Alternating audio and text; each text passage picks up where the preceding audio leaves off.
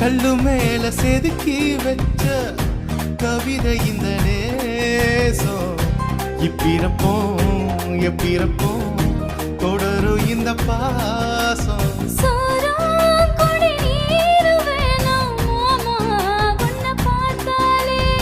ஆரும் பசியாரும் காணாச மொழி கேட்டாலே பொண்ண பிரிஞ்சிருக்க தன்னந்தனிச்சிருக்க அம்மா மாடி அப்ப பாடிய மனசு ஒத்துக்காது.